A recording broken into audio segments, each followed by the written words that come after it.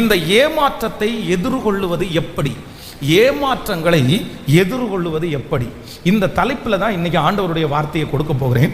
கடந்த நாட்களிலே ஆண்டவருடைய வார்த்தைக்காக நான் காத்திருந்த போது இந்த ஏமாற்றத்தை குறித்து ஒரு பெரிய விழிப்புணர்வை கொடுக்கும்படியாக ஆண்டவர் என்னுடைய இருதயத்திலே ஒரு வார்த்தையை கர்த்தர் தந்து கொண்டே இருந்தார்.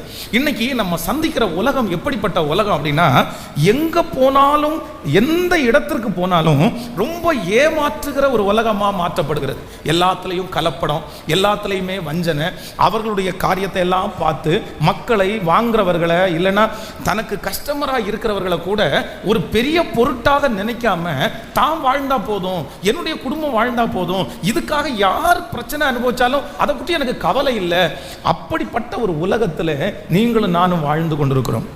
ஆனால் இந்த ஏமாற்றம் பாருங்க, சில நேரத்தில் ஒரு 5 ரூபாய் ஏமாந்துட்டோம், ஒரு 2 ரூபாய் ஏமாந்துட்டோம், அது நம்ம நிறைய நேரத்தில் நம்முடைய வாழ்க்கையில் ரொம்ப பெருசாக தெரியறது இல்லை. சரி பரவாயில்ல, போனா போகுது, தொலைஞ்சா தொலையுது, 5 ரூபாய் தானே போச்சு, 1000 ரூபாய் தானே போச்சு, சரி விட்டுரு அப்படின்னு நம்ம நிறைய பேர் கடந்து போகிறோம். ஆனால் நம்முடைய வாழ்க்கையிலே சில ஏமாற்றங்கள் சிலரை கொஞ்சம் கூட கடந்து போக விடாம அந்த இடத்திலே அவர்களே அழிச்சிருது. இன்றைக்கு இந்த சத்தத்தை கேட்கிற நிறைய பேருடைய வாழ்க்கையில இந்த ஏமாற்றத்தினால ஒருவேளை நீங்கள் நிறைய பேர் தோற்று போய் இந்த இடத்துல வந்திருக்கலாம். என்னுடைய வாழ்க்கையில் வேற ஒன்றும் இல்லை, 5 வருஷத்துக்கு முன்னாடி ஒரு இடத்துல நான் ஏமாந்துட்டேன், அந்த தாக்கத்தை விட்டு இன்னும் நான் வெளியே வர முடியல, என்னுடைய குடும்பத்தில் நான் ஏமாற்றப்பட்டேன், அந்த தாக்கத்தை விட்டு என்னால் வெளியே வர முடியல. ஆனால் நான் நம்புகிறேன், கர்த்தர் நம்முடைய ஏமாற்றங்களிலிருந்து நமக்கு ஒரு பெரிய ஆசீர்வாதத்தை கொடுக்கிற ஒரு நல்ல தேவனா இருக்கிறார். எத்தனை பேர் ஆமோதிக்கிறீர்கள்? உங்களுடைய ஏமாற்றங்களில் கர்த்தர் பாடங்களை கற்பித்து கொடுத்து உங்களுடைய ஏமாற்றங்களிலிருந்து நீங்கள் கரையேறுவதற்கு ஆண்டவர் ஒரு பெரிய அற்புதத்தை உங்களுக்கு கிருபையாய் கர்த்தர் கட்டளையிடுவாராக. நம்புறவர்கள் கைகளை உயர்த்தி ஒரு ஹல்லேலூயா, சத்தமாய் ஒரு ஹல்லேலூயா சொல்லலாம்.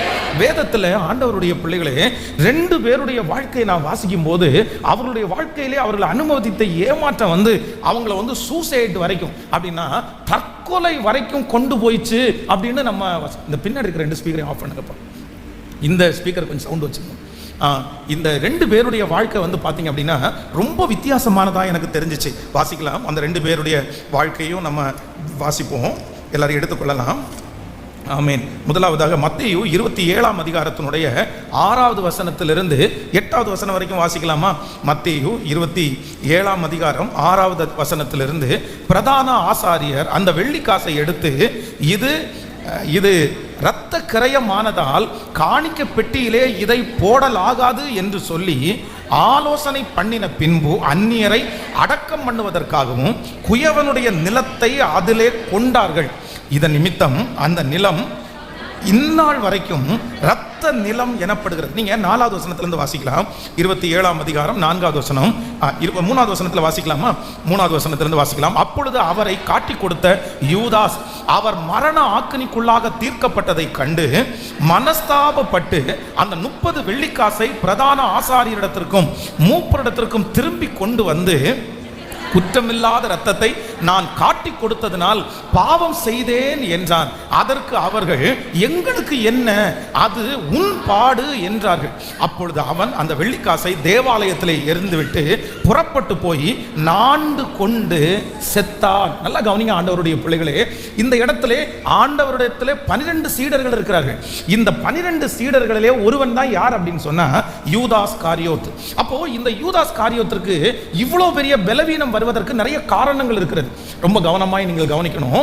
ஒன்று என்ன அப்படின்னா, பணப்பை அவனுடைய கையிலே இருந்ததினால், பணப்பை அவனுடைய கையிலே இருந்ததினால். எப்பொழுதுமே பண பொறுப்பிலே இருக்கிறவர்கள் ரொம்ப ஜாக்கிரதையா இருக்க வேண்டும். இந்த இடத்துல தன்னுடைய கையில காசை பார்த்த உடனே, பணத்தை பார்த்த உடனே இவனுக்கு என்ன ஆச்சு அப்படின்னா, அந்த பணத்தின் மேல ரொம்ப மோகம் வந்துருச்சு, அந்த பணத்தின் மேல ரொம்ப இஷ்டம் வந்துருச்சு. கர்த்தருடைய பிள்ளைகள் ஒன்று நினைத்துக் கொள்ளுங்கள், உங்களுக்கு பணம் தேவைதான், பணம் அவசியமானதுதான். ஆனா உங்களுடைய மனசை எப்படி மாத்திக்கணும் அப்படின்னா, சிலரெல்லாம் சில பணத்தை பார்த்துட்டாங்கன்னு வைங்களேன், உடனே அவங்களுடைய இருதயம் அப்படியே அதுல விழுந்துருது. ஐயோ பணம், ஐயோ பணம், ஐயோ காசு அப்படின்னு சொல்லி அதன் மேலே நிறைய பேருக்கு கருத்தாகவே இருக்கிறாங்க, அதன் மேலேயே யோசனையா இருக்கிறாங்க. ஆனா ஒண்ணு நினைச்சுக்கங்க, இல்ல, ஒரு தேவனுடைய பிள்ளை எப்பொழுதுமே பணத்தை தலைக்கு மேல நீங்க வைக்கவே கூடாது. அது தலைக்கு மேலே இருக்கவே கூடாது. பணம் நமக்கு அவசியம் தான், ஆனால் அதே நேரத்தில் என்னை ஆளுகை செய்யறதற்கு விடமாட்டேன் என்கிற ஒரு ஞானம் ஆண்டவருடைய பிள்ளைகளுக்கு தேவை. இந்த இடத்துல யூதாஸ் என்ன ஆச்சு அப்படின்னா, அவன் இவனுடைய மனசுல இந்த 30 வெள்ளிக்காசுக்காக ஆசைப்பட்டதற்கு காரணம் ஆண்டவரை கொல்லுகிறதற்காக அல்ல, அவ்வளவுதான் பிடிச்சு கொடுக்கலாம் இவர் கொன்றுவாங்க அப்படின்றதுக்காக அல்ல.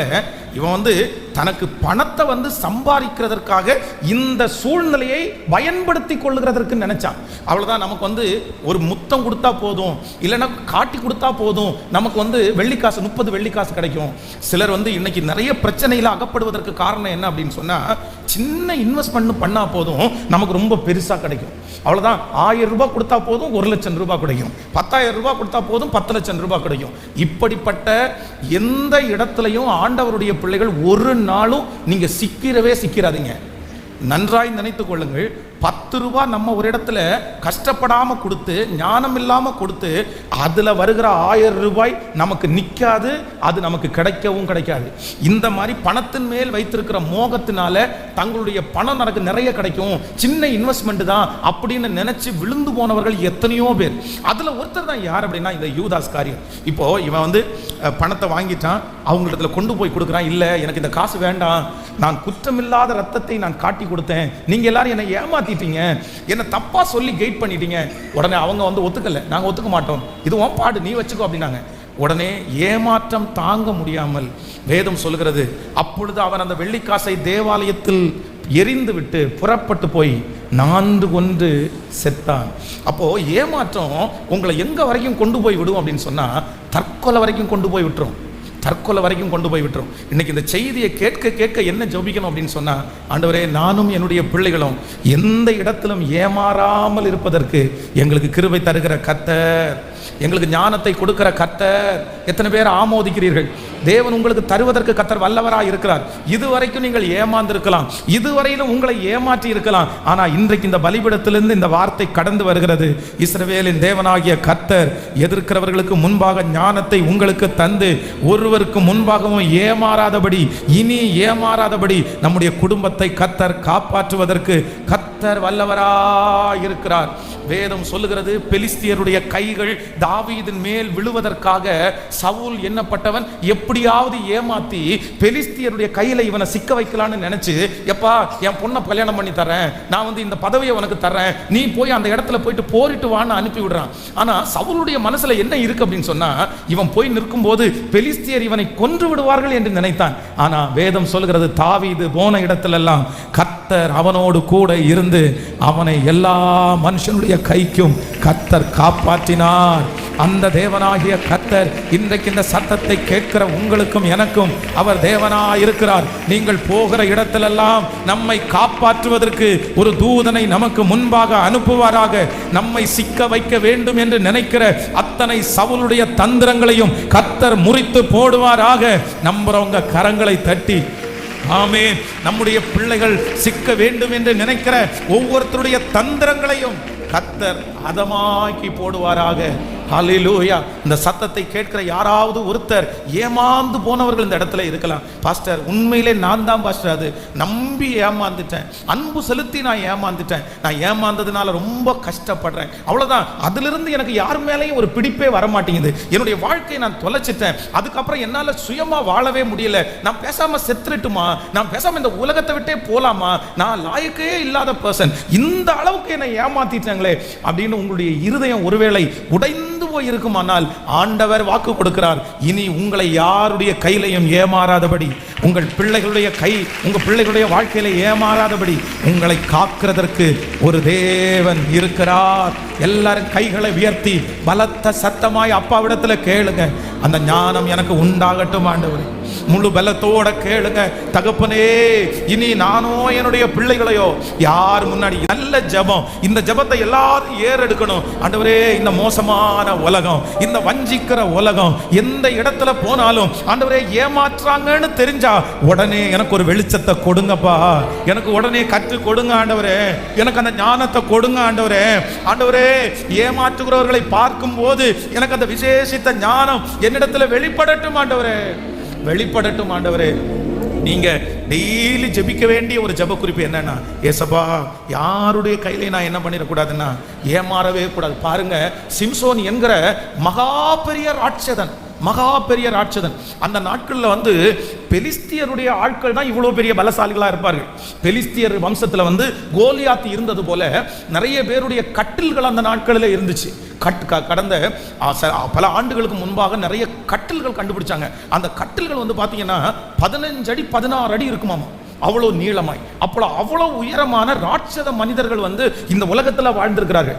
ஆனால் கிறிஸ்தவத்தில் இந்த யூதர்களுடைய இதில் சொல்லுகிற ஒரு மகா பெரிய ராட்சதன் யார் அப்படின்னா சிம்சோன் வந்து நின்னாலே எல்லாருக்கும் அவ்வளோ பயமா இருக்கும், அவ்வளோ பெரிய பலசாலி. ஆனால் பாருங்க, ஒரு லேடி வந்து அவனை ஏமாத்தி தன்னுடைய மடியில படுக்க வச்சு அவனுடைய முடியெல்லாம் எடுத்து போட்டு திரும்ப அவனிடத்துல கேட்கிறாங்க, உன்னுடைய மகாபலம் எதிலே உண்டாயிருக்கிறது. ஆனா அந்த இடத்துல வந்து இவன் பொய் சொல்லி எத்தனையோ டைம் ஏமாத்த பார்க்கிறான்.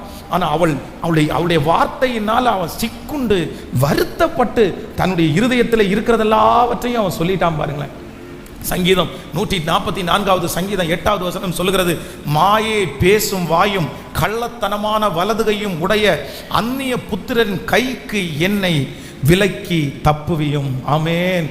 மாயை பேசும் வாயும் கள்ளத்தனமான வலதுகையும் உடைய அந்நிய புத்திரரின் கைக்கு என்னை விலக்கி தப்புவியும்.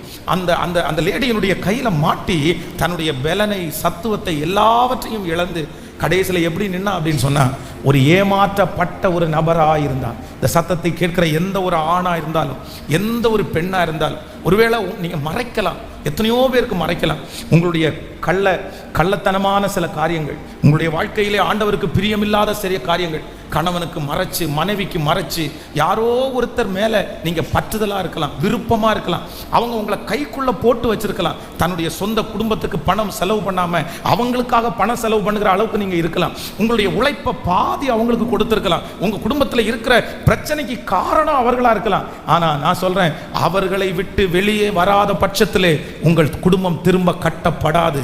மகளே, நீ ஏமாந்து கொண்டிருக்கிறாய், மகனே நீ ஏமாந்து கொண்டிருக்கிறாய், நீ சீக்கிரம் திரும்பி வருவாயானால் உன்னை மறுபடியும் கட்டுவதற்கு கர்த்தர் வல்லவராய் இருக்கிறார். நீங்க திரும்பி வராத பட்சத்திலே ஏமாறுகிறவருடைய முடிவு அது வித்தியாசமான முடிவுக்கு போய்விடும். அப்போ நம்ம டெய்லி ஜெபம் பண்ண வேண்டியது என்னன்னா, என்னை ஏமாற்றுகிறவருடைய கைக்கு என்னை என்ன பண்ணுங்கன்னா தப்பு விப்பிறாக. வாலிப தம்பிகளும் தங்கச்சிகளும் அப்படிதான் ஜெபிக்கணும். அந்நியனுடைய கண்ணுக்கு என்ன மறைச்சுக்குங்க, துஷ்டனுடைய கண்ணுக்கு என்ன மறைச்சுக்குங்க. பாருங்க, ஸ்கூல் படிக்கிற பிள்ளைங்க, காலேஜ் படிக்கிற பிள்ளைங்க ரொம்ப ஏமாத்துறவங்களா இருக்கிறாங்க. பிள்ளைகளுக்கு ஆசை காமிச்சு ஏதோ ஒன்று சொல்லி அப்படியே அவங்கள மனசை மாற்றி, பிள்ளைகளே வாலிப தங்கச்சி தம்பி ரொம்ப ஜாக்கிரதையா இருப்பா. நீ 2 தான் ஏமாறுவ. ஒன்று, நீ நம்புறதுனால ஏமாறுவ. நம்பர் 2, ரெண்டாவது, நீ வச்சிருக்கிற அன்புனாலே ஏமாறுவ. ஒரு மனுஷன் 2 விதத்துல ஏமாற்றப்படுறான். ஒன்று, அளவு கடங்காத அன்பு வந்து சிலரை ஏமாற்றும். இல்லை அப்படின்னா அளவு கடங்காத நம்பிக்கை ஒரு மனுஷனை ஏமாற்றும். ஒரு மனுஷனிடத்துல மனுஷன் அன்பு வைக்கிறதுக்கு ஒரு லிமிட்டேஷன் இருக்கிறது. ஒரு மனுஷன் நம்புறதுலேயே என்ன இருக்குன்னா லிமிட்டேஷன் இருக்கிறது. ஆமென் சொல்லுங்கள். நம்பத்தக்கவர் அவர் ஒருவர் மட்டுமே. நம்ம ஏமாறவே மாட்டோம்.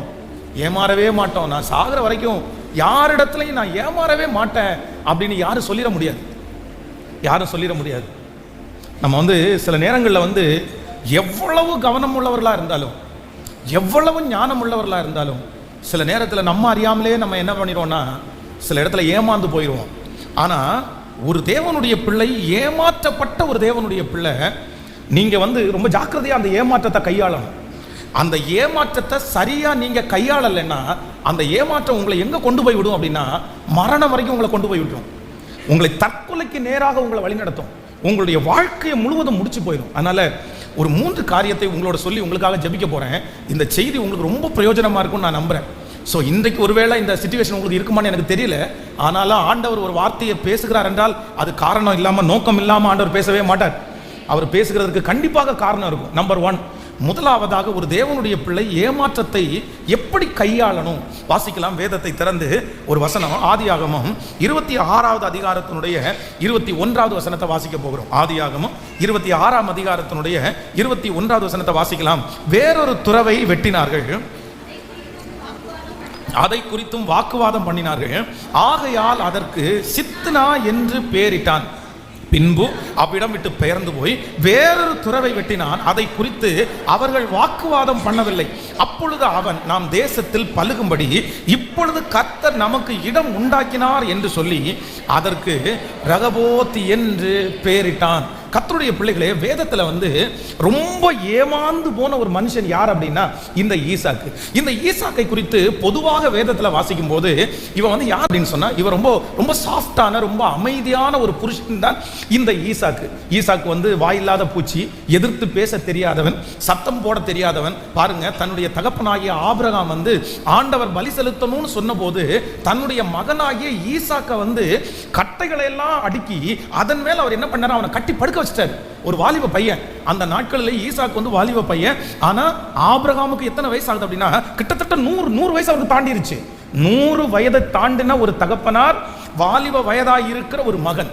அப்ப யார் இந்த இடத்துல ஜெயிப்பா? யார் இந்த இடத்துல மேற்கொள்ள முடியும்? இந்த இடத்துல இந்த அவுத்து விடுறீங்களா இல்லையா? என்ன நினைச்சீங்க? என்ன சும்மா இப்படி கொண்டு வரலாம் நினைச்சீங்களா? என்னென்னமோ பேசியிருக்கலாம். ஆனா ஈசாக்கு வாய் திறவாத ஒரு பூச்சியை போல படுத்து கிடந்தான். தன்னுடைய தகப்பனார் கட்டைக்கு மேல வச்சு தன்னை கட்டுறாரு, கத்தியை எடுக்கிறார், கையில கத்தி எடுக்கிறாரு. தன்னுடைய தகப்பனார் கொல்ல போகிறார் அப்படின்னு அறிஞ்சு வச்சிருந்தான். ஆனா கூட தப்பிக்கிறதற்கு எந்த முயற்சியும் எடுக்காதவன் யார் அப்படின்னா ஈசாக்கு. ஈசாக்கை பொறுத்த வரைக்கும் ரொம்ப ஒரு 100 வயசுல பிறந்ததுனால என்ன தெரியல, ரொம்ப சாஃப்டான ஒரு கேரக்டர். ஆனா இந்த இடத்துல என்ன பண்ணுன்னா, ஏசேக்கு அப்படின்ற ஒரு இடத்துல அவனுடைய துறவை ரொம்ப வாஞ்சையாய் தோண்டுகிறார். ஐயோ, எங்க அப்பா சம்பாதிச்சது, எங்க அப்பாவுடைய சொத்து இப்ப என் கையில கிடைச்சிருக்குது. ரொம்ப கற்பனையோட பெரிய காரியத்தை யோசிச்சு அந்த துறவை தோண்டும் போது அந்த ஊர்காரங்கெல்லாம் அவனை ஏமாத்துறாங்க. இல்ல, இது உன்னுடையது இல்ல, நீ எப்படி இதை உன்னுடையதுன்னு சொல்லுவேன்? எழுதி வச்சிருந்தா உன்னுடையது ஆகுமா? அப்போ தன்னுடைய தகப்பனார் உண்டாக்கின தன்னுடைய நல்ல சொத்து, தன்னுடைய சொத்தை இவன் இப்ப ஏமாந்து விட்டுட்டு வர வேண்டிய ஒரு சூழ்நிலை உண்டானது.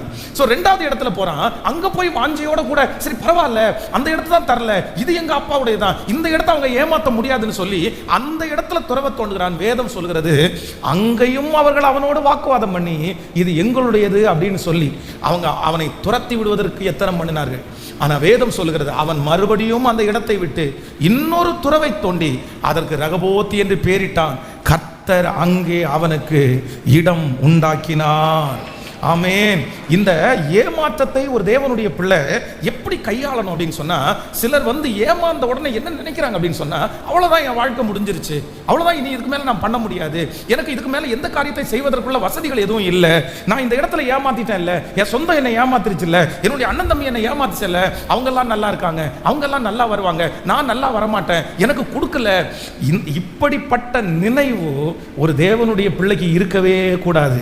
ஒன்று நீங்கள் நினைத்துக் கொள்ளுங்கள், உங்களை எத்தனை விசை அவர்கள் உங்களை ஏமாற்றினாலும் அவர்கள் ஏமாற்றினதை விட 10 மடங்கு அதிகமாய் திரும்ப கொடுக்கிறதற்கு கர்த்தர் வல்லவராய் இருக்கிறார்.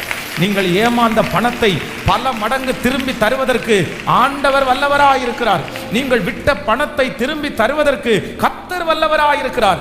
ஆண்டவர் உங்களுக்கு ஒரு ரகபோத்தை கொடுப்பாரே, ஆனால் கர்த்தர் சித்னாவிலே இழந்தது, ஆமென், ஏசேக்கிலே இழந்ததை கர்த்தர் பல மடங்கு உங்களுக்கு ரகபோத்திலே தருவதற்கு கர்த்தர் வல்லவராய் இருக்கிறார். நான் நம்புகிறேன், இந்த சத்தத்தை கேட்கிற ஆண்டவருடைய பிள்ளையே, என்னை இப்படி ஏமாத்திட்டானே, இனி எனக்கு ஒண்ணுமே இல்லை, என்னுடைய அப்பா கொடுத்ததை ஏமாத்திட்டான், எங்க அம்மா கொடுத்ததை ஏமாத்திட்டான், நான் சம்பாதிச்சதை ஏமாத்திட்டான், என் வாழ்க்கையே முடிஞ்சிருச்சு, இதுக்கு மேல நான் என்ன பண்ணுவேன்னு யாரோ ஒருத்தர் இந்த செய்தியை கேட்டுக்கொண்டிருக்கலாம். ஆனா ஆண்டவர் வாக்கு கொடுக்கிறார், நீ சோர்ந்து போகாதே, நீ மனம் தளராதே, நீ தொடர்ந்து முன்னேறு, நீ தொடர்ந்து வேலை செய்ய ஆரம்பி, நீ தொடர்ந்து காலடி எடுத்து வை. ஓ ஹalleluya! இஸ்ரவேலின் தேவனாகிய கர்த்தர் நீ ஏமாந்ததை பல மடங்கு உனக்கு திரும்ப தருகிறவர். நல்ல கரங்களை தட்டி, முழு பலத்தோட கரங்களை தட்டி, இயேசுவே, இப்பொழுது கரங்களை தட்டும் போதே என் பிள்ளை ஏமாந்த அந்த வாழ்க்கை திரும்ப கிடைக்கட்டும், ஏமாந்த அந்த பணம் திரும்ப கிடைக்கட்டும். கர்த்தர் இனி ஆசீர்வதிக்கிற இடத்துல அந்த ஆசீர்வாதத்தை திரும்ப தருகிற கர்த்தர் நல்லவர். இதுவரையிலும் ஏமாந்தது போகட்டும், இதுவரையிலும் ஏமாந்தது போகட்டும். இன்னைக்கு முதல் எனக்கு இருக்க வேண்டியது என்ன அப்படின்னு சொன்னா, பரவாயில்ல பரவாயில்ல பரவாயில்ல, அந்த இடத்துல ஏதோ கர்த்தர் உங்களுக்கு கற்றுக் கொடுத்தார், ஏதோ உங்களை அவர்களை ஏமாற்றினார்கள், ஆனா கர்த்தர் இன்னொரு வழியை கர்த்தர் நிச்சயமாய் திறக்காமல் இருக்கவே மாட்டார். என்னுடைய ஏமாற்றம் என்னுடைய முடிவல்ல, என்னுடைய ஏமாற்றம் என்னுடைய முடிவு அல்ல. ஒரு 3 பேருடைய கரத்தை பிடிச்சு சொல்லுங்க, ஏமாற்றங்கள் உங்களுக்கு முடிவு அல்ல. சொல்லுங்க, ஏமாற்றங்கள் உங்களுக்கு முடிவு அல்ல. ஏமாற்றங்கள் உங்களுடைய வாழ்க்கையிலுடைய கடைசி நஷ்டம் அல்ல. உங்களை மறுபடியும் தொடர்ந்து தூக்கி எடுப்பதற்கு என்னுடைய தேவன் அவர் வல்லவராயிருக்கிறார். அவர் நம்பிக்கை துரோகங்களை மாற்றுகிற தேவன். நம்பிக்கை துரோகம் செய்தவர்களுக்கு முன்பாக உங்களுக்கு ஒரு பந்தியை ஆயத்தப்படுத்துகிற தேவன். உங்களை ஏமாறுகிறவர்களுக்கு முன்பாக உங்களுக்கு ஒரு பந்தியை ஆயத்தப்படுத்துகிற தேவன். உங்களை நம்பி நம்பி ஏமாற்றினவர்களை கர்த்தர் சொல்றார், அவர்களுக்கு முன்பாக நான் உன்னை கிருபையாய் நடத்துவேன். அல்லேலூயா. யாரோ ஒருத்தருக்கு பேசலாம், என் பிள்ளை ஏமாந்து போச்சு பாருங்க. சில கடந்த நாட்களில் ஒரு வாலிப தம்பி தங்கச்சி 2 பேரையும் சந்தித்தேன். அந்த தங்கச்சி பார்த்தீங்கன்னா அவளுக்கு 23 வயசு, 22 வயசில் கல்யாணம் ஆயிடுச்சு. 23 வயசில் அந்த பிள்ளை என்கிட்ட வந்து நின்று அவள் சொல்கிறா, பாஸ்டர் என்னை ஏமாற்றி கல்யாணம் பண்ணிட்டாங்க பாஸ்டர், என்னை ஏமாற்றி கல்யாணம் பண்ணிட்டாங்க.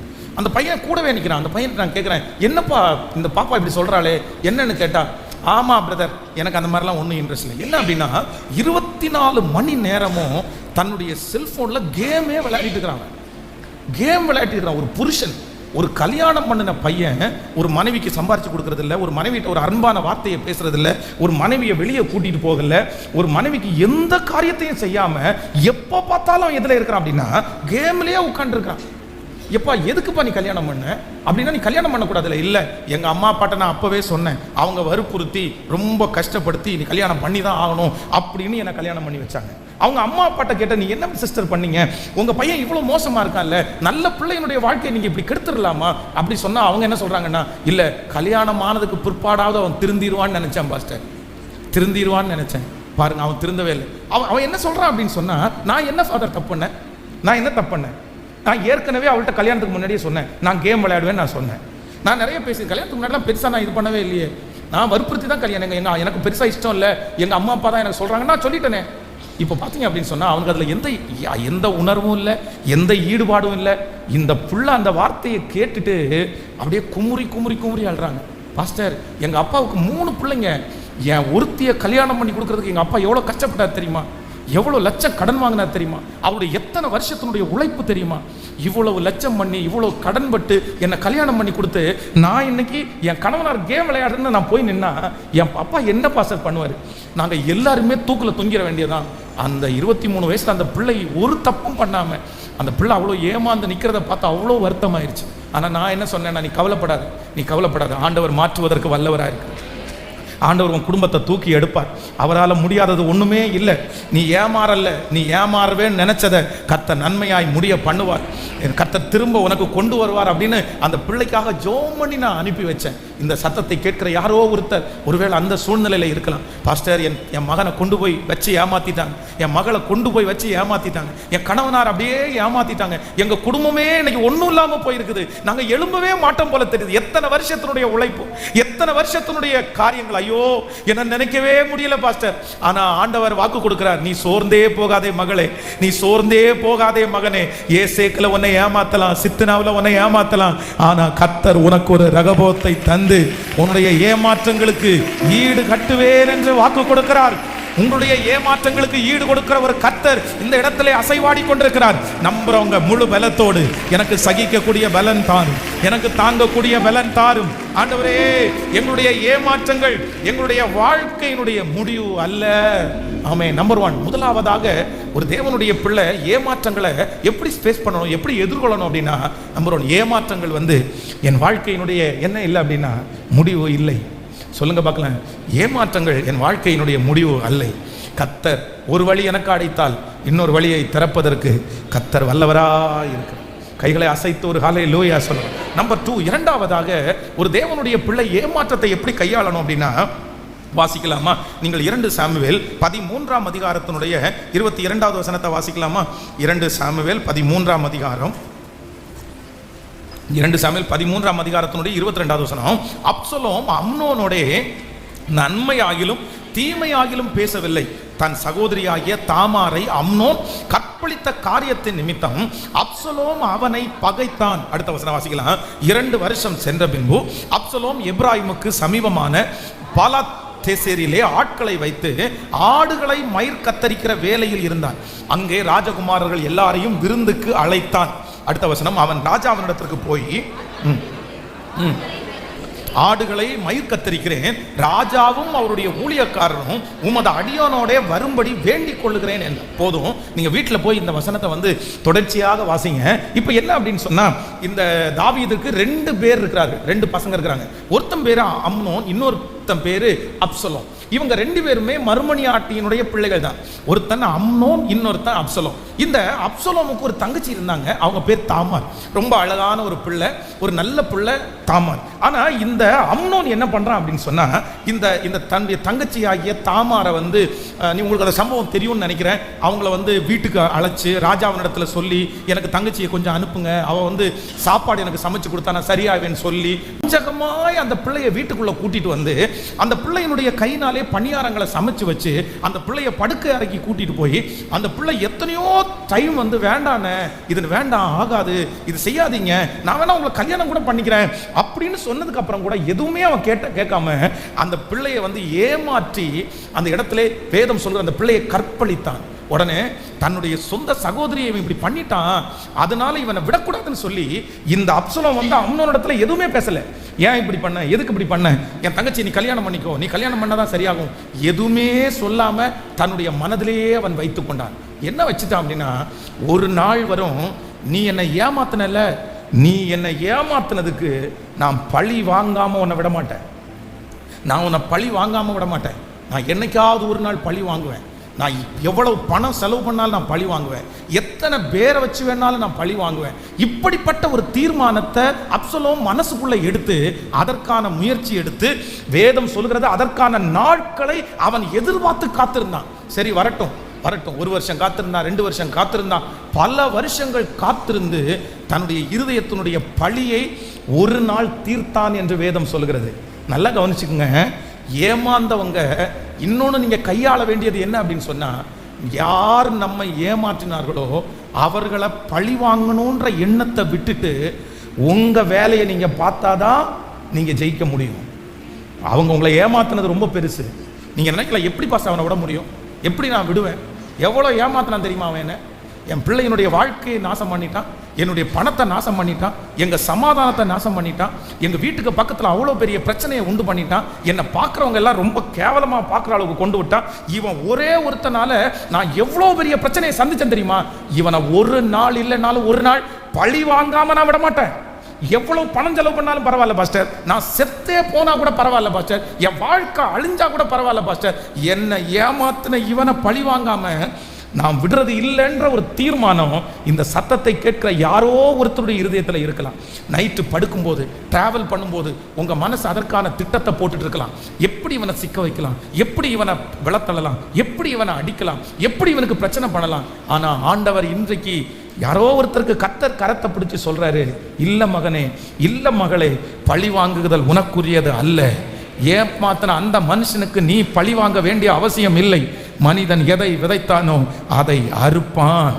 உன்னுடைய ஏமாற்றம் உனக்கு ஒரு பெரிய பாடம். கர்த்தர் வாக்கு கொடுக்கிறார், நீ ஏமாந்தது ஒரு பெரிய பாடம் இல்லை, நான் உன்னை அந்த ஏமாற்றத்திலிருந்து எப்படி வேண்டும் என்றாலும் தூக்கி எடுப்பேன். அலங்கரிப்பதற்கு கர்த்தரால முடியும். மனிதர்கள் உடைத்து போட்டிருக்கிறதை கட்டுவதற்கு கர்த்தருக்கு லேசான காரியம். கர்த்தர் சொல்லுகிறார், நீங்கள் ஏமாந்து உடைந்து போனதை திரும்ப கட்டுகிறதற்கு கர்த்தர் வல்லவராய் இருக்கிறார். அவராலே செய்ய முடியாத அதிசயமான காரியம் என்று ஒன்றுமே இல்லை, ஒன்றுமே இல்லை. நம்ம நம்பர் 2, இரண்டாவது எடுக்கக்கூடிய ஒரு பெரிய தீர்மானம் என்னன்னா, நான் மனசார நான் மன்னிக்கிறேன், நான் மனசார நான் மறக்கிறேன். என்னை ஏமாத்தினவங்களை நான் என்ன பண்ண மாட்டேன். சத்தமா சொல்லுங்க, எல்லாருமே முழு பலத்தோட சொல்லுங்க. பக்கத்தில் இருக்கிற கையை பிடிச்சி சொல்லுங்க, நான் பழி வாங்க மாட்டேன். சொல்லுங்க, நான் பழி வாங்க மாட்டேன். சொல்லுங்க, எல்லாரும் சொல்லுங்க, நான் பழி வாங்க மாட்டேன். கர்த்தரே எனக்கு கிருபையா இறங்குகிற கர்த்தர் நல்லவர். ஹல்லேலூயா. கவனிங்க ஆண்டவருடைய பிள்ளைகளே, இது உங்களுக்கு தேவையானது, இது உங்களுக்கு சொல்லணுன்றதுக்காக நான் கண்டிப்பாக சொல்கிறேன். நம்முடைய திருச்சபைக்காக வந்து இப்பொழுது ஆண்டவர் இந்த இடத்த கொடுத்துருக்கிறார். ஆனால் ரொம்ப அந்த ஒரு 10 ஆண்டுகளுக்கு முன்பாக பார்த்தீங்கன்னா கொஞ்சம் பணம், அப்போ அந்த கொஞ்சம் பணத்தை வைத்து ஒன்றுக்கும் ஆகாத ஒரு இடம், அந்த இடம் வந்து டிச்சு ஓரத்தில் இருக்குது. அப்போ அந்த மனுஷன் வந்து ரொம்ப கஷ்டத்தில் இருக்கிறார். அப்போ எங்கிட்ட ஒருத்தர் வந்து சொன்னார், பாஸ்டர் இவருக்கு ஒரு சின்ன ஹெல்ப் பண்ணிங்கன்னா இந்த இடத்த நம்ம வாங்கிடலாம். அந்த இடம் வந்து அன்றைக்கி ஒரு 2 லட்சம் ரூபான்னு வச்சுக்கோங்களேன், நம்ம வாங்கிடலாம். வாங்கிட்டோன்னா திருப்பி நம்ம ஒரு 5-6 வருஷம் தாண்டி வித்துட்டோம்னா ஒரு 2-3 லட்சம் ரூபாய் எக்ஸ்ட்ரா கிடைக்கும், அதை நம்ம ஊழியத்துக்கு பயன்படுத்தலாம், நீ ஆனால் முயற்சி எடுக்கிறீங்களா அப்படின்னு சொன்ன உடனே அவர் சொன்னவர் ரொம்ப நம்பிக்கைக்குரியவர்.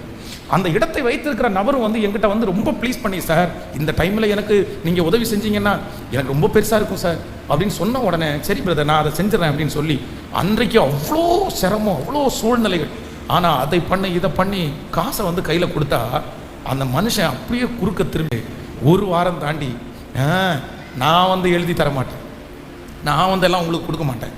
அப்படி ஏன் இப்படி சொல்கிறீங்கன்னு கேட்டால், எனக்கு இன்னும் 2-3 லட்சம் எக்ஸ்ட்ரா தந்தால் தான் நான் பண்ண முடியும், இந்த பணத்துக்கெல்லாம் கொடுக்க முடியாது, எங்கள் சொந்தக்காரங்க எல்லாம் என்ன திட்டுறாங்க, சுற்றி இருக்கிறவங்க எல்லாம் என்ன திட்டுறாங்க.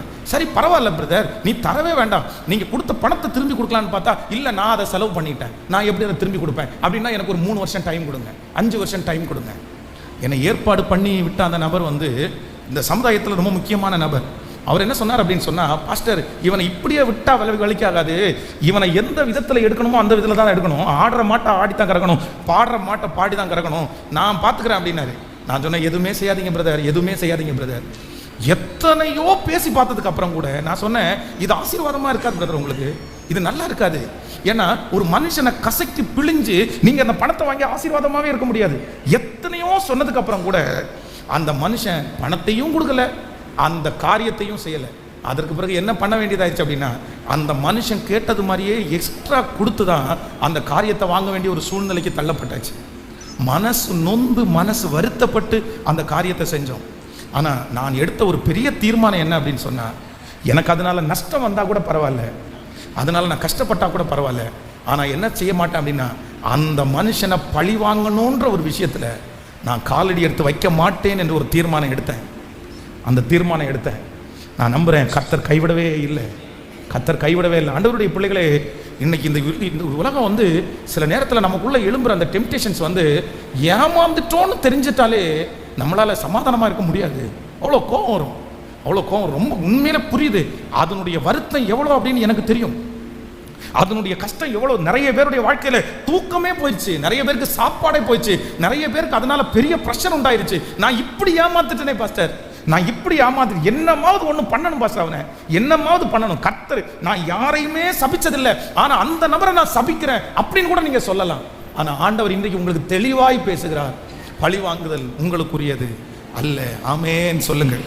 என்னை ஏமாத்தினவங்களை நான் பழி வாங்கணும்னு நினைக்கிறத விட, என்னை ஏமாத்தினவங்க மத்தியில் என்னை உயர்த்துகிற கர்த்தர் என்னோடு கூட இருந்து என்னை ஆசீர்வதிப்பார் என்று நான் காலடி எடுத்து வைக்கும்போது, என் சத்துருக்களுக்கு முன்பாக எனக்கு ஒரு பந்தியை ஆயத்தப்படுத்தி என் தலையை எண்ணெயினால் அபிஷேகம் பண்ணுகிற கர்த்தர் கரங்களை முழு பலத்தோட தட்டி கர்த்தர் நல்லவர், கர்த்தர் நல்லவர், கர்த்தர் நல்லவர். நிறைய பேருடைய வாழ்க்கையில் இந்த திருமண வாழ்க்கையில் ஏமாந்து போகிறாங்க பாருங்களேன். அப்படின்னா பொண்ணை குறித்து ரொம்ப பெருமையாக சொல்லி பெரிய கற்பனையோட கல்யாணம் பண்ணினா அவங்க சொன்னது ஒன்றுமே அங்கே இருக்காது. அதே போல் பையனை குறித்து பெரிய கற்பனையோடு சொல்லி கல்யாணம் பண்ணி முடித்தா அவங்க சொன்னது ஒன்றுமே இருக்காது. இந்த மனத்தாங்க இருக்கு பாருங்களா. இன்னைக்கு இருக்கிற பிள்ளைங்க, இன்னைக்கு இருக்கிற பசங்க வந்து இப்படி கல்யாணம் பண்ணிட்டோம், ஆனால் இப்படி ஏமாத்திட்டாங்கன்னு சொன்னால் வேண்டாம் எனக்கு இவன் அப்படின்னு துரத்தி விடுகிற, இல்லைன்னா வேண்டான்னு சொல்கிற நிறைய பேர் இருக்கிறாங்க. ஆனால் அவங்க எல்லாருக்கும் யாருடைய வாழ்க்கை ஒரு பெரிய எக்ஸாம்பிள் அப்படின்னா, யாக்கோபுனுடைய வாழ்க்கை ஒரு பெரிய எக்ஸாம்பிள். அவருடைய மாமனார் வந்து அவனுக்கு கல்யாணம் பண்ணி வைக்கும்போது எப்படி கல்யாணம் பண்ணி வைக்கிறாருன்னா, ஏமாற்றி கல்யாணம் பண்ணிக்கிறார். அதுவும் எத்தனை வருஷத்தினுடைய கற்பனையில் மண்ணு போட்டார் தெரியுமா? 7 years, 7 வருஷம். நீ கொஞ்சம் நினச்சி பாருங்க, 7 வருஷம் ஒரு சம்பளத்தை கூட வாங்காம ஒரு பொண்ணை கல்யாணம் பண்ணணும்னு நினச்சிட்டு கற்பனை மேலே கற்பனை.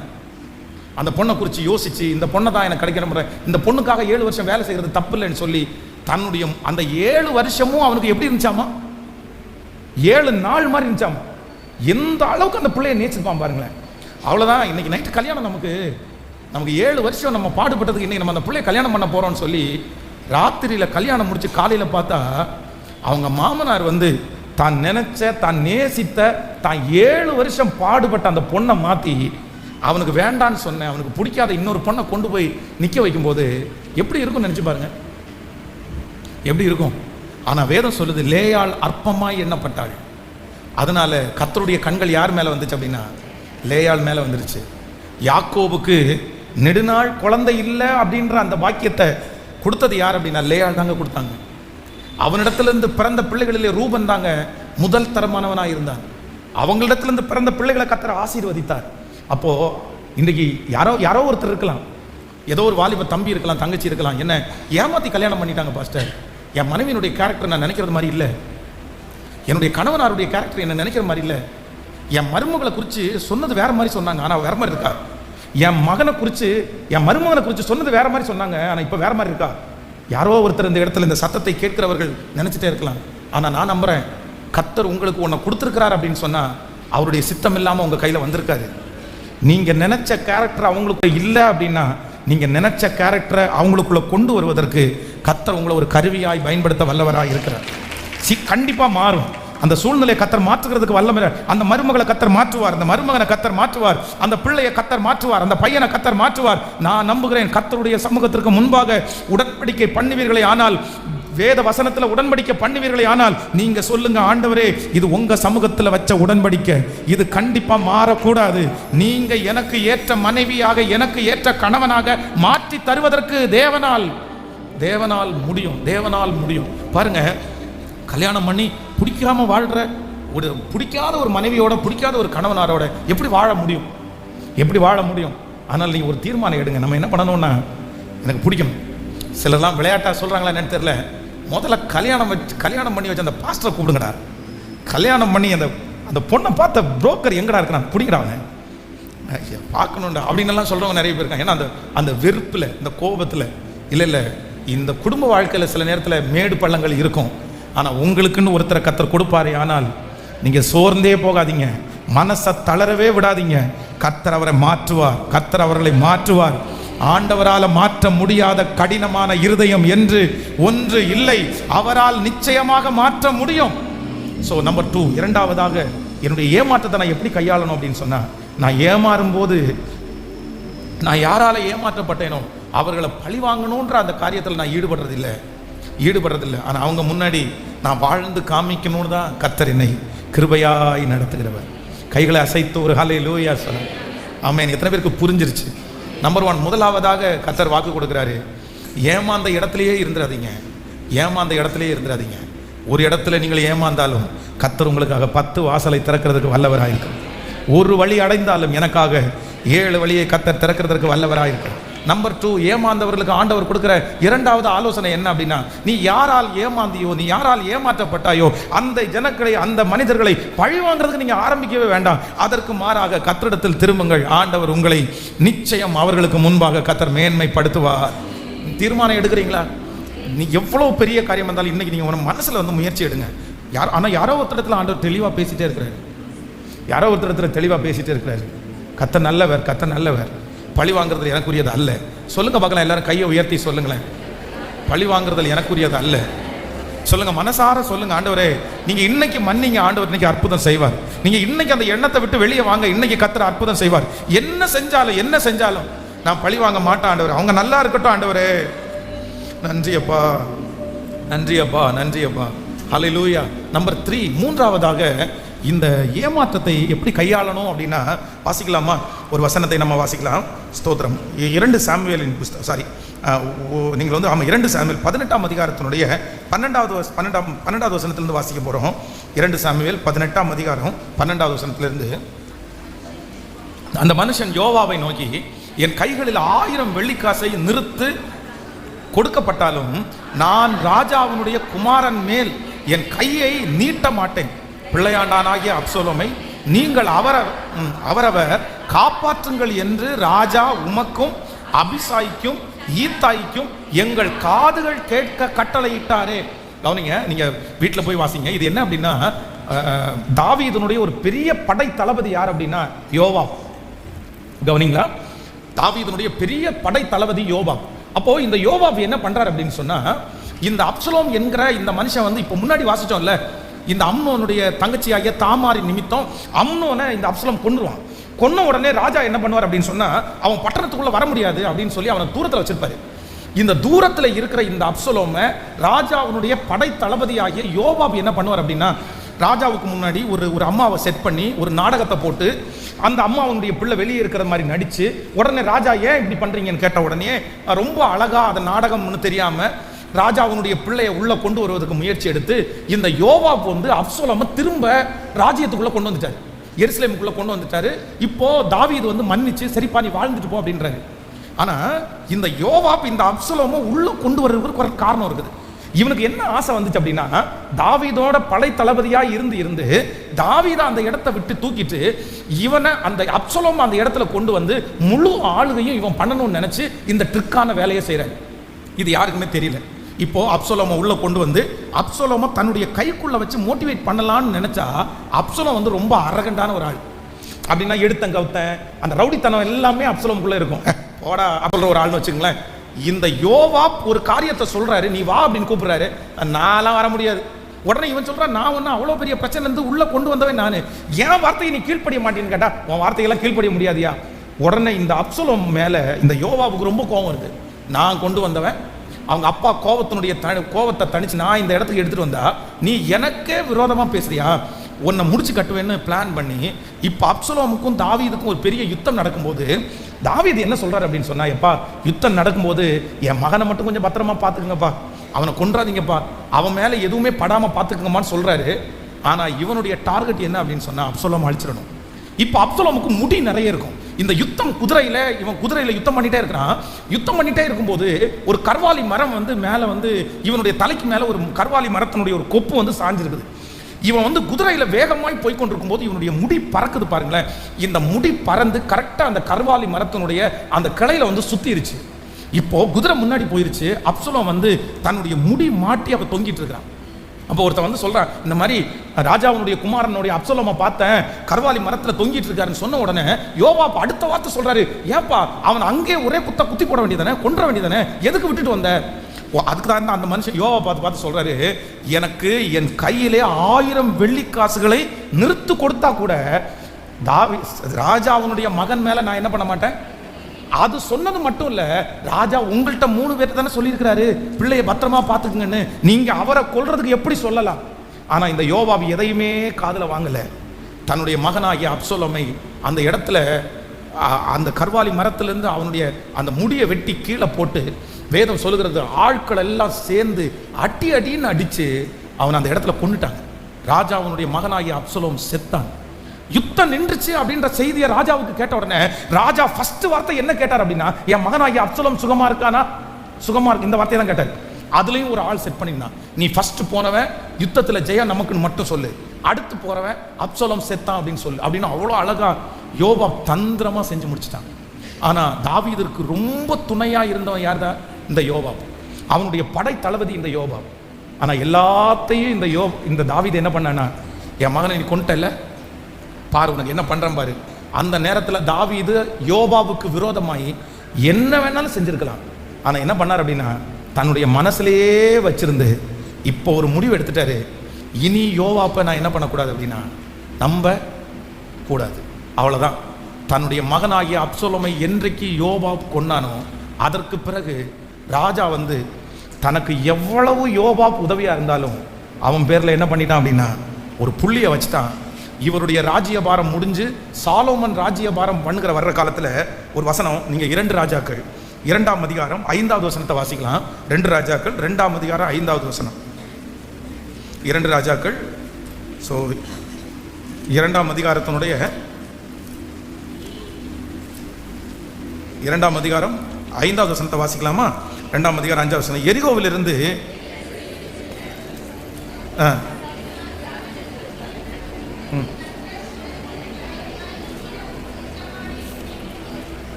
இல்ல 2 சாமுவேல் 13ஆம் அதிகாரம் 22வது வசனத்தை வாசிக்கலாமா? 13ஆம் அதிகாரம் 22. அப்சலோம் அம்னோனுடைய நன்மையாகிலும் தீமையாகிலும் பேசவில்லை,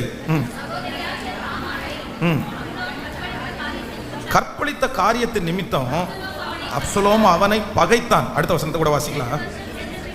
2 வருஷம் சென்ற பின்பு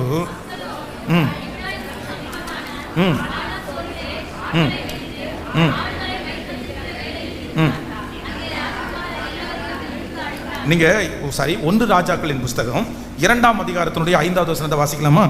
1 ராஜாக்களின் புஸ்தகம் 2ஆம் அதிகாரம் 5வது வசனம். செரியாவின் குமாரனாகிய யோவாப் இஸ்ரவேலின் 2 சேனாதிபதிகளாகிய நேரின் குமாரன் அப்னேயருக்கும் ஏத்தேரின் குமாரன் அமசாவுக்கும் செய்த காரியத்தினால் எனக்கு செய்த குற்றத்தை நீ அறிந்திருக்கிறாயே.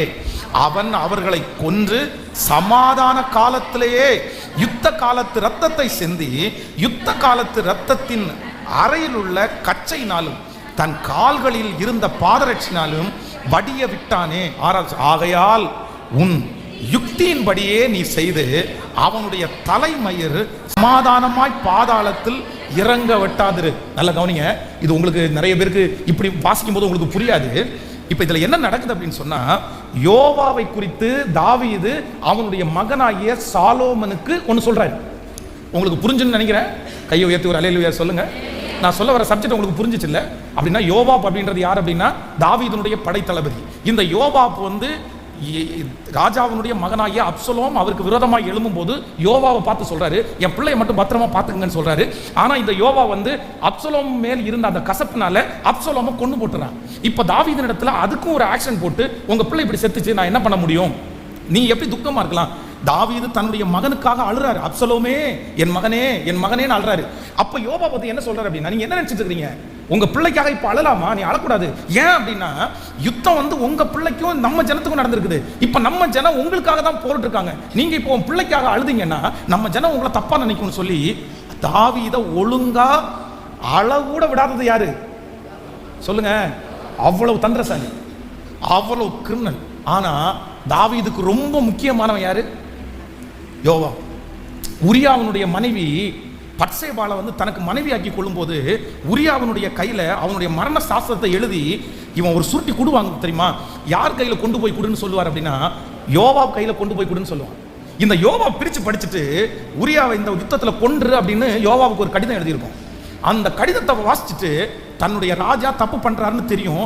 ஆனா ராஜாவுக்கு உடந்தையா நின்று உரியாவை கொல்றதுக்கு சப்போர்ட் பண்ணதான் யோவாப். அவ்வளவு தாவீதுக்கு விசுவாசமா இருந்தவன் தான் யாரு? ஆனா தன்னுடைய மகனை கொன்ன உடனே இவ்வளவு நம்பிக்கை மேல வச்சிருந்தேன், நீ என்னை இப்படி ஏமாத்திட்டல, நீ எப்படி ஏமாத்திட்டல, அவனை பதவியிலிருந்து எடுக்கல, அவனை கொல்றதுக்கு ஆள் அனுப்பல, நீ போயிருன்னு சொல்லல, மனசுலயே வச்சிருந்து தன்னுடைய மகனாகிய சாலோமன் ராஜ்யபாரத்தில் வரும்போது அவன்கிட்ட என்ன சொல்றாரு அப்படின்னு சொன்னா, யோவாவை நீ தப்பு கணக்கு போடாத, அவன் எனக்கு நல்லவன் தான், அவன் இந்த ராஜ்யபாரத்தின் விரிவாக்கத்துக்கு ஒரு காரணமா இருந்தவன் தான், ஆனா அவன் ரொம்ப துரோகி, அவன் ரொம்ப மோசமானவன், எங்க அப்பா அவனை தூக்கலையே, எங்க அப்பா அவனை வச்சிருந்தாரே அப்படின்னு நினைக்காத, அவன் செஞ்ச தீமை என் மனசுக்குள்ள இருக்குது. நீ ராஜ்யபாரம் பண்ண வரும்போது ஃபர்ஸ்ட் பனிஷ்மெண்ட் யாருக்கு கொடுத்துரு அப்படின்னு சொன்னா யோவாபுக்கு கொடுத்துருன்னு சொல்லிட்டு தான் தாவீது கண்ணை மூடுறாரு. அப்போ நம்ம ரொம்ப ஞானமா இருக்கணும், ரொம்ப ஞானமா இருக்கணும். சில இடத்துல சிலர் ரொம்ப ஏமாற்றுவாங்க, நமக்கு தெரியும் பச்சையா இவங்க என்ன பண்றாங்க, ஏமாத்துறாங்கன்னு தெரியும். ஆனா தெரிஞ்சா கூட அந்த இடத்துல என்னதான் இருக்கணும்னா, ஏன் அப்படின்னா நீங்க அவங்களுக்கு அந்த இடத்துல கொடுத்த இடம் ரொம்ப பெரிய இடமா இருக்கும். அந்த இடத்தை விட்டு நீங்க புடுங்கிட்டீங்கன்னா உங்களுக்கு பெரிய நஷ்டம், பெரிய விளைவு, பெரிய ஆபத்து. ஆனா உங்க மனசுல அவங்கள நம்ப கூடாது என்கிறத நீங்க டிசைட் பண்ணிடணும். ஆனா நீங்க ரொம்ப கவனமா இருக்க வேண்டியது என்ன அப்படின்னா, அந்த இடத்திலிருந்து அவர்களை கையாளுவது. சிலர் ரொம்ப தப்பு பண்ணுவாங்க, ஏமாத்துறாங்கன்னு தெரியும், இவங்க ரொம்ப, ஆனா திரும்ப திரும்ப நம்புறது, திரும்ப திரும்ப ஏமாறுறது. ஒரு டைம் ஏமாந்த உடனே இந்த மனுஷனுடைய புத்தி இப்படின்னு உங்களுக்கு கண்டுக்க தெரியாது.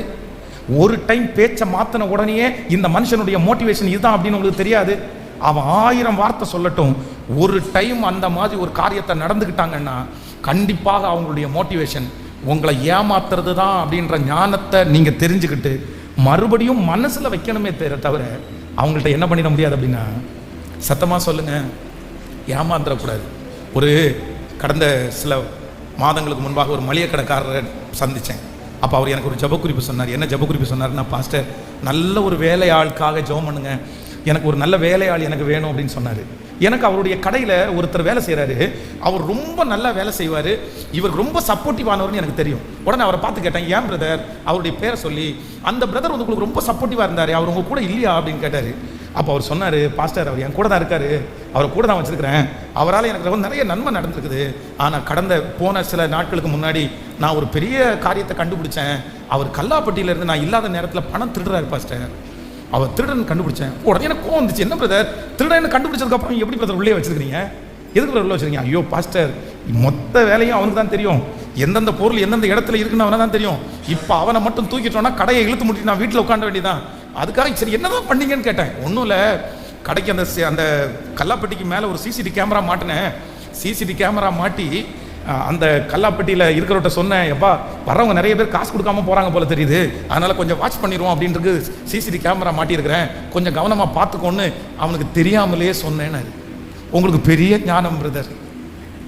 இல்லை வேற என்ன பாஸ்டர் பண்ணுறது, இன்னொருத்தர் உருவாகிற வரைக்கும் இவரை வச்சுதான்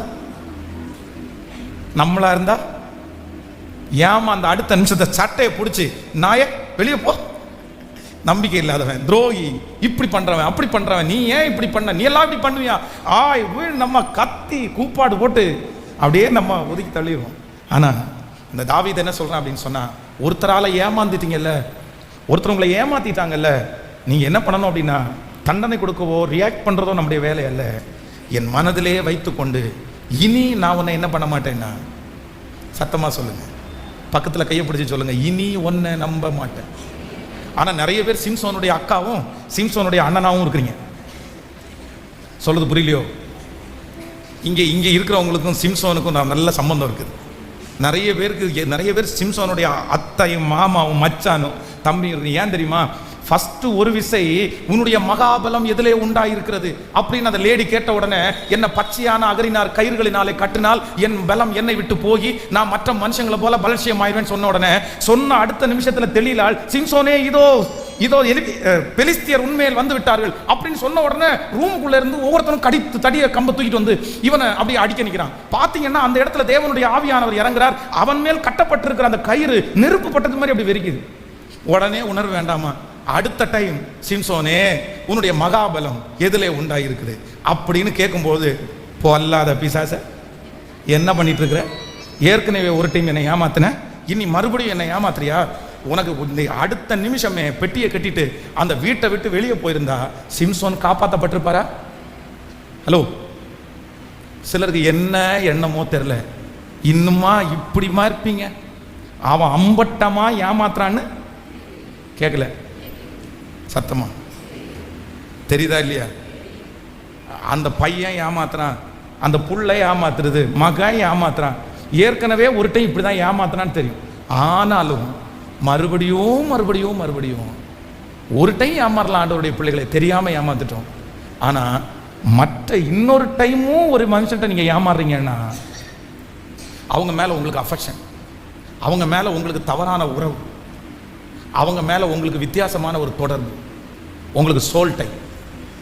ஒரு மனுஷனிடத்துல ஒரு டைம் ஏமாறுறது சரி, ஏமாந்துட்டோம். ஆனா அடுத்த டைம் நீங்க ஏமாறுறீங்கன்னா அந்த மனுஷனுக்கும் உங்களுக்கும் இருக்கிற ரிலேஷன்ஷிப்பு அது சரியானது கேட்கல. சத்தமா சொல்லுங்க, பக்கத்தில் இருக்கிற கையை பிடிச்சே சொல்லுங்க. ஒரு டைம் ஏமாறுறது சகஜமா கூட இருக்கலாம், ஆனா ரெண்டாவது டைம் ஏமாறுறது, அதுவும் ஒரே நபர்கிட்ட, அது ஒரே ஆள்கிட்ட ரெண்டாவது டைம் ஏமாறுறீங்கன்னா கொஞ்சம் உங்களை டெஸ்ட் பண்ணி பாருங்க, உங்களுக்கு ஏதோ ராங் ரிலேஷன்ஷிப் இருக்கும். கண்டிப்பா ஏதோ இருக்கும், ஏதோ ஒரு சோல்ட்டை இருக்கும், இல்லைன்னா ஏமாற முடியாது. நம்பர் 3, மூன்றாவது, நான் ஏமாற மாட்டேன். ஏமாற்றுகிற ஒரு நபர் என்னை ஏமாத்திட்டா இனி அவங்கள்ட்ட ஏமாறாதபடி நான் அதை எப்படி வச்சிருப்பேன்னா மனசுலேயே வைத்து. வாலிப தம்பி தங்கச்சி, இந்த ஜபத்தில் இந்த சத்தத்தை நீ கேட்டுக்கொண்டே இருக்கலாம். மகனே ரொம்ப ஜாக்கிரதையா இரு. உனக்கு நிறைய பேர் வாக்குறுதிகளை கொடுக்கலாம், நம்பகத்தன்மையான வார்த்தைகளை அள்ளி வீசலாம். ஆனா ஒரே ஒரு டைம் உனக்கு விரோதமா தப்பு பண்ணி சாரிப்பா சாரிப்பா சாரிப்பா சாரிப்பா சாரிப்பா, இந்த சாரின்ற ஒரு வார்த்தையை ஒரு பர்சன் கேட்கறாங்க அப்படின்னா, நீ நேசிக்கிற ஒரு பர்சன் கேட்கறாங்கன்னா, நீ வாக்குறுதியை நம்பின அந்த பர்சன் அந்த சாரின்ற வார்த்தையை கேட்கறாங்கன்னா, சாரின்ற வார்த்தையை கேட்ட உடனே மன்னிக்கிறது தவறல்ல. ஆனா அந்த சாரின்ற வார்த்தையை திரும்ப திரும்ப திரும்ப கேட்கும்போது நீங்க ரொம்ப ஜாக்கிரதையா இருப்பா. வாலிப தம்பி நீ ரொம்ப ஜாக்கிரதையா இரு, தங்கச்சி நீ ரொம்ப ஜாக்கிரதையா இரு. உண்மை இல்லை இத்தனை காரியத்தை பண்ணி கையும் களவுமா நீ பிடிச்சி இந்த விஷயம் இப்படிதான் தெரிஞ்சுக்கிட்டதுக்கு பிற்பாடு அந்த நபர் உன்னை அவ்வளவு அழகா பேசி உன்னை அழகா கைக்குள்ள போட்டு, இல்லப்பா நான் இதனால தான் பண்ணேன், இதனால தான் பண்ணினேன்னு உன்னை திரும்பவும் நம்ப வச்சு மறுபடியும் நீ அந்த பர்சனையே நம்பிட்டு இருப்பாயானால் உன்னை யாராலையும் காப்பாற்ற முடியாதுப்பா. உன்னை யாராலையும் காப்பாற்ற முடியாது. நான் தீர்க்க தரிசனமா சொல்றேன். வாலிப தம்பி தங்கச்சி ரொம்ப ஜாக்கிரதையா இரு, ரொம்ப ஜாக்கிரதையா இரு. ஒரு டைம் பொய்ன்னு கண்டுபிடிச்சிட்டோம்னா, ஒரு டைம் அந்த பையன் அந்த பொண்ணு என்னை ஏமாத்துறான்னு கண்டுபிடிச்சதுக்கு அப்புறம் திரும்ப திரும்ப அவங்கள நம்புறது ஆண்டவருடைய பிள்ளைகளுக்கு அழகு. சொல்லுங்க சத்தமா, அழகில்லை, அழகில்லை, அழகில்லை. வேண்டாம், வேண்டாம். அவங்களால கோடி லாபம் வந்தாலும் எனக்கு வேண்டாம். அவங்க கொடுக்குற பணம் எனக்கு வேண்டாம். அவங்க கொடுக்குற உயர்வு எனக்கு வெற்றியாய் கண்டிப்பாக. ஆனால் யாரோ ஒருத்தர் கர்த்தர் பேசிட்டே இருக்கிறாரு. யாரோ ஒருத்தர் பேசி பணத்தை கொண்டு வேலைக்காக கொடுத்தாச்சு. கொடுக்கும்போது ஒரு டைம் 1,00,000 ரூபாய் ஏமாந்தாச்சு. 2வது டைமும் அதை விட பெரிய இடத்துல உன்னை வேலை வாங்கி கொடுக்குறேன்னு சொன்னா, ஏப்பா ஃபர்ஸ்ட் ஒரு இடத்துல உனக்கு ஃபர்ஸ்ட் ஒரு இடத்துல கட்டின பணத்துக்கே வேலை வாங்கி கொடுக்க முடியாத அந்த நபர் இன்னொரு இடத்துல உனக்கு அடுத்த பணம் கொடுக்கும்போது உங்களுக்கு வேலை வாங்கி கொடுப்பாருன்னு நீங்க எப்படி நம்புறீங்கன்னு கேட்குறேன். எப்படி நம்புறீங்க? எப்படி நம்புறீங்க? அப்படியே எழுமி நிற்கலாமா? எல்லாரும் எழுமி நின்று, தகப்பனே இந்த வார்த்தைக்காக ஜெபிக்கிற ஆண்டவரே,